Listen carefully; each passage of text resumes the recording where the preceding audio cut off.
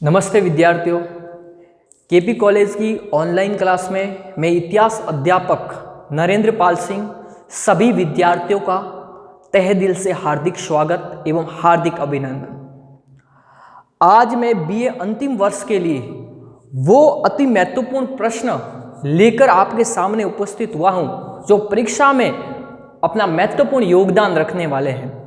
यहाँ से प्रश्न परीक्षा के अंदर जरूर आएंगे, इसको आप अवश्य पढ़िएगा। अगर आपने इन प्रश्नों को नहीं पढ़ा है तो आपने एक कहावत तो सुनी होगी कि अब पछताए होत जब चिड़िया चुग गई खेत, और एक कहावत आपने कि आग लगने पर कुआं खोदना, असावधानी बरतना या अदूरदर्शी बरतना। जैसे साल भर तो पढ़ाई की नहीं, लेकिन पढ़ाई का 2 दिन बाकी हैं तो आप किताबें पलटने लगे हो, तो ऐसा नहीं न हो जाए हमारे विद्यार्थियों के साथ में। वो इम्पोर्टेंट प्रश्न है। मैंने अंतिम वर्ष के लिए बड़े कड़ी मेहनत से 18 प्रश्न बनाए हैं। यहाँ से बिल्कुल प्रश्न बनेंगे, इसमें आपको किसी प्रकार की नो डाउट। यहाँ से प्रश्न अगली बार भी हमारे द्वारा जो प्रश्न बताए गए थे बीए प्रथम वर्ष के विद्यार्थियों में, उसमें सारे प्रश्न ऐसे के ऐसे आए हैं। और कई बच्चे तो ऐसे हैं जिसमें से एक बच्चे ने तो 98 नंबर लाया है हमारे इस कॉलेज से, केपी कॉलेज से, जिसका मैं नाम बयां करूंगा, सुनील उसका नाम है। इसके बाद में कई 4-5 बच्चे ऐसे हैं, 7 बच्चे जिनके 97 और 96 नंबर आए हैं। ये ऐसा हमारा रिजल्ट रहा है इस बार हमारे केपी कॉलेज का। दूसरी हम इतिहास विभाग की बात कर रहे हैं, और इतिहास विभाग में मैंने 18 प्रश्न बनाए हैं परीक्षा को मद्देनजर रखते हुए, और एक एक प्रश्न पर अपन बात करेंगे कि वो 18 प्रश्न कौन से हैं।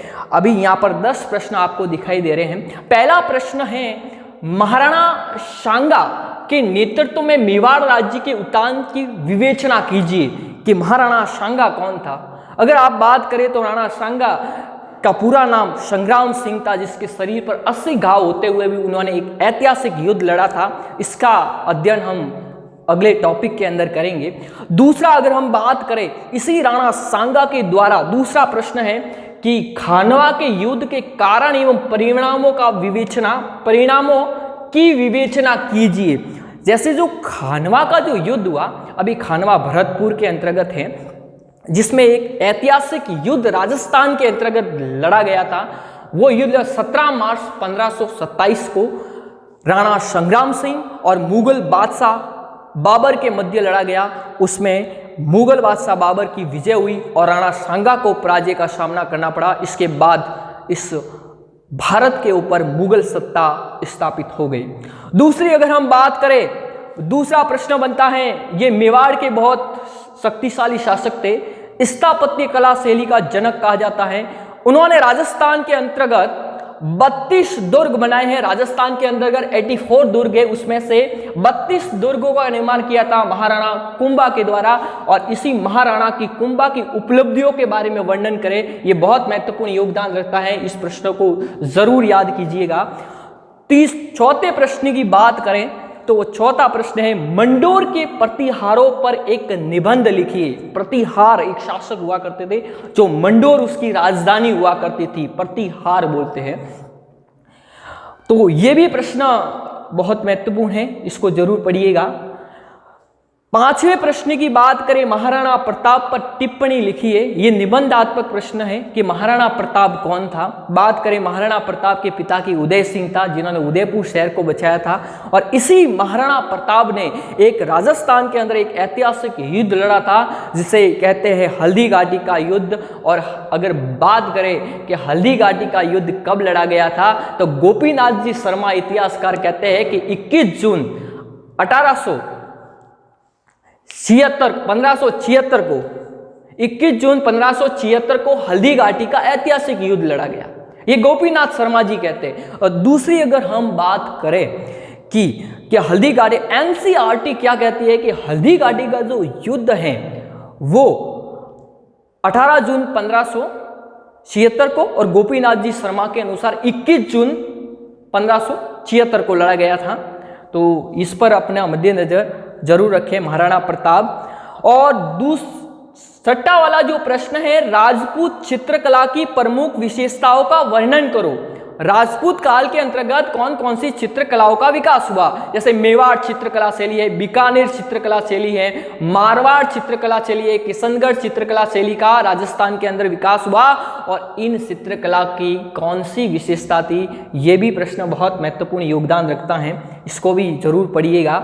7वां प्रश्न बनता है मारवाड़ के राव मालदेव की उपलब्धियों का वर्णन करो।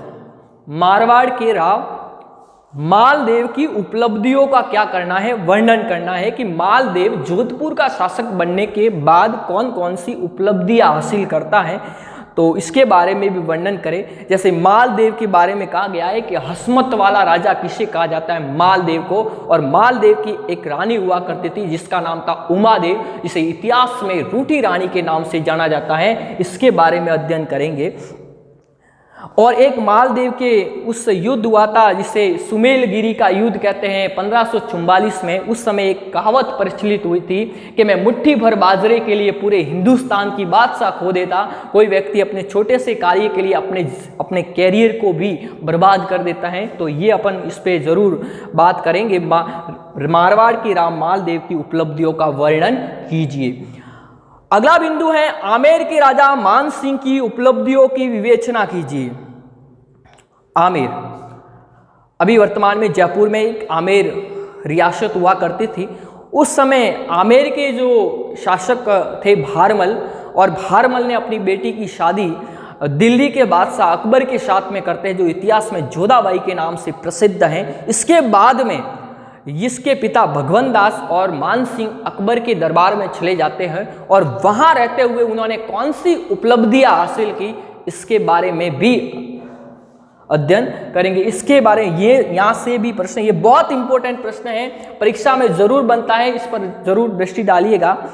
9वां प्रश्न की बात करें, 9 नंबर की है, ईस्ट इंडिया कंपनी के साथ हुई संधियों का वर्णन करो। संरक्षण संधि, जैसे ईस्ट इंडिया कंपनी, ये अंग्रेजों की कंपनी हुआ करती थी, ईस्ट इंडिया कंपनी, जो भारत के अंदर क्यों आई थी, उसका प्रमुख उद्देश्य था व्यापार करना। और ये अंग्रेज लोग भारत के अंदर 1600 ईस्वी में आए थे, उनका प्रमुख कारण था व्यापार करना। क्या था उनका प्रमुख कारण? क्या था? व्यापार करना। व्यापार करने के उद्देश्य से आए थे। धीरे धीरे ये भारतीय सभ्यता और भारतीय लोग और भारतीय लोगों की संस्कृति उन्हें बहुत अच्छी लगी और यहाँ पर ही रहना प्रारंभ कर दिया और भारत को दिनों दिन खोखला बना दिया। और जब भारत एक दिन सोने की चिड़िया कहलाता था, वो भारत पूरी तरह से खोखला हो गया अंग्रेजों के आने के बाद में। ये ध्यान रखना। एक गाना भी है कि जा डाल डाल पर सोने की चिड़िया करती है बसेरा, वो भारत देश हमारा, और उस भारत को अंग्रेजों ने पूरी तरह से खोखला बना दिया। ईस्ट इंडिया कंपनी के बारे में भी आप पढ़ेंगे कि फिर इसके बाद में इन ईस्ट इंडिया कंपनी ने इस शासकों के साथ में, सामंत लोग थे उनके साथ में कुछ संधियां कर दी, जिसे इतिहास में संरक्षण की संधि कहते हैं। इसके बारे में भी अध्ययन करेंगे।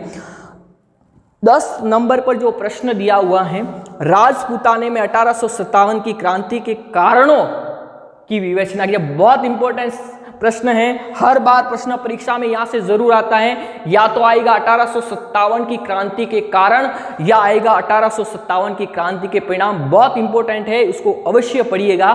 तो देखो राजपूताना में 1857, देखो 1857 की जो क्रांति है, अगर बात करें अपन राजस्थान की बात करेंगे तो राजस्थान के अंतर्गत 1857 की क्रांति है वो सर्वप्रथम कहा हुई थी नसीराबाद में। और 1857 की क्रांति का नेतृत्व करने वाले थे आउवा के ठाकुर खुशाल सिंह चंपावत ने 1857 की क्रांति का नेतृत्व किया था। और बात करें इंडिया पर, भारत में 1857 की क्रांति का नेतृत्व किसने किया, अगर ऐसा प्रश्न आता है तो अंतिम मुगल शासक बहादुर जफर, ये ऐसा शासक था जिसकी मौत होने के बाद 2 गज की जमीन भी अपने इस भूमि पर प्राप्त नहीं हुई थी। चलो ये 10 नंबर का। दूसरे प्रश्न यहाँ पर जगह नहीं होने के कारण नहीं लिख पाया हूँ, केवल मैं बोलकर अपन इसको लिखवाऊंगा कि कौन से प्रश्न हैं। अगला बिंदु की अगर हम बात करें, अगले प्रश्न कौन से हैं, 18 प्रश्न हमने बनाए हैं, वो कौन से प्रश्न हैं, चलिएगा बात करते हैं अपन 18 प्रश्नों की। अगला जो है बिजोलिया आंदोलन के कारण और परिणामों का वर्णन करो। बिजोलिया आंदोलन के कारण व परिणाम, बिजोलिया बिजोलिया आंदोलन के कारण व परिणाम का वर्णन कीजिए। ये भी बहुत महत्वपूर्ण प्रश्न है। ये भी प्रश्न परीक्षा में हर बार आता है कि बिजोलिया आंदोलन के जनक कौन थे। जैसे तो विजय सिंह पथिक, जिसे असली नाम भूप सिंह था, ये क्या था, तो यहाँ से ये प्रश्न जरूर आएगा। इस पे भी अपनी दृष्टि डालें, इसको अवश्य पढ़िएगा।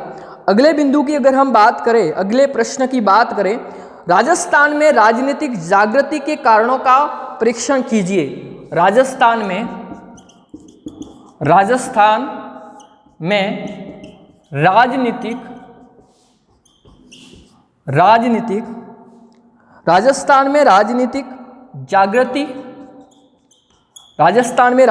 जागृति के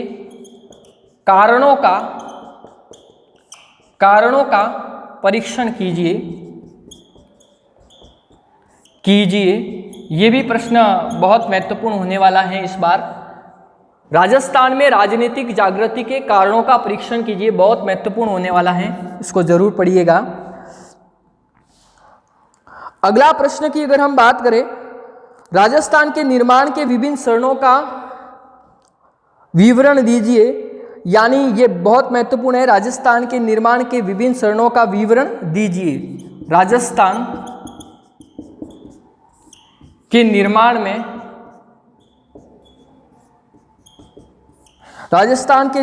में के विभिन्न चरणों का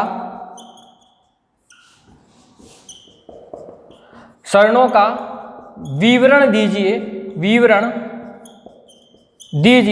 ये भी प्रश्न बहुत महत्वपूर्ण होने वाला है, इसको भी अवश्य पढ़ें और साथ में उसके मुख्य बिंदुओं को अपनी कॉपी के अंदर जरूर लिखें। ये 14 नंबर का अगर प्रश्न की हम बात करें तो एक प्रश्न, मारवाड़ के स्वतंत्रता संग्राम में दुर्गादास की भूमिका का विवेचन कीजिए कि मारवाड़ में जब स्वतंत्रता संग्राम लड़ा गया उसमें दुर्गादास ने अपनी अहम भूमिका कैसे अदा की, इसके बारे में भी आपको पढ़ना है।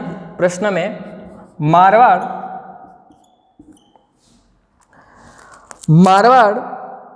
के स्वतंत्रता संग्राम में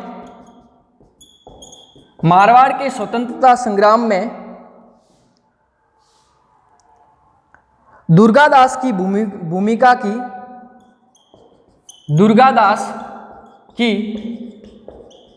भूमिका का विवेचन कीजिए। ये प्रश्न, मारवाड़ के स्वतंत्रता संग्राम में दुर्गादास की भूमिका का विवेचन कीजिए। अगर अगली बार ये प्रश्न नहीं आया है तो इस बार पक्का है, विश्वास जरूर कीजिएगा। ये विश्वास पर दुनिया टिकी हुई है, इस पर जरूर इसको पढ़िएगा।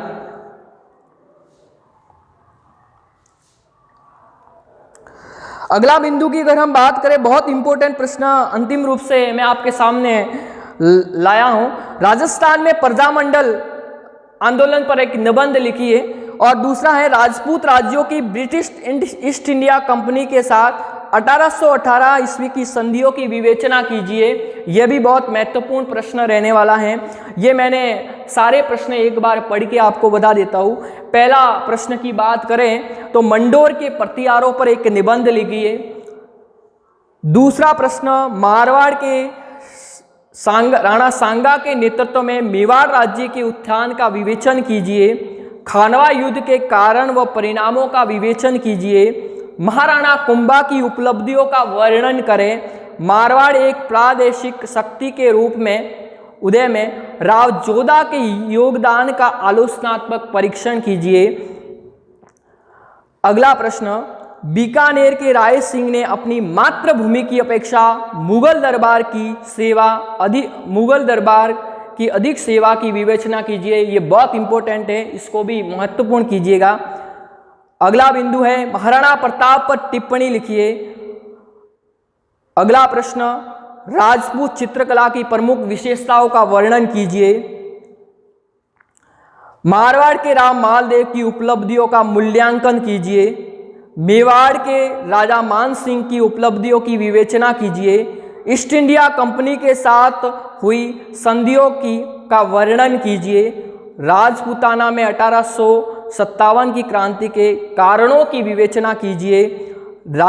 बिजोलिया आंदोलन के कारण और परिणाम लिखिए। राजस्थान में राजनीतिक जागृति के कारणों का परीक्षण कीजिए। राजस्थान के निर्माण में विभिन्न चरणों का विवरण दीजिए। मारवाड़ के स्वतंत्रता संग्राम में दुर्गादास की भूमिका की विवेचना कीजिए। राजपूत राज्यों की ब्रिटिश ईस्ट इंडिया कंपनी के साथ 1818 ईस्वी की संधियों की विवेचना कीजिए। बहुत इंपॉर्टेंट है, प्रश्न परीक्षा में पक्का है। राजस्थान में प्रजामंडल आंदोलनों पर निबंध लिखिए। और अंतिम रूप से ये इंपॉर्टेंट प्रश्न यही रहेंगे। अंतिम रूप से मैं एक शब्द, अगली बार मैं आपके लिए ये सारे जितने भी प्रश्न बताए हैं उस पर अपन कुछ बातें करेंगे। इस प्रश्न के ऊपर हम कुछ चर्चा करेंगे। मेरे दूसरे वीडियो का आप इंतजार जरूर कीजिएगा। इतना, अब अगले वीडियो में हम आपसे मिलेंगे कि कौन कौन से प्रश्न हैं। ये प्रश्न जरूर आएंगे परीक्षा में, 100% है। और अगला वीडियो में आपके लिए लेकर आऊँगा कि आपको अपनी परीक्षा के अंदर, कॉपी के अंदर कैसे लिखना है। जिस विद्यार्थी ने मेरे अनुसार अगर कॉपी में लिखने का प्रयास किया तो मैं गारंटी लेता हूँ 98, 97 और यहाँ तक कि आपका फर्स्ट डिवीजन की गारंटी लेता हूँ। अगले वीडियो का आप इंतजार जरूर कीजिएगा। धन्यवाद।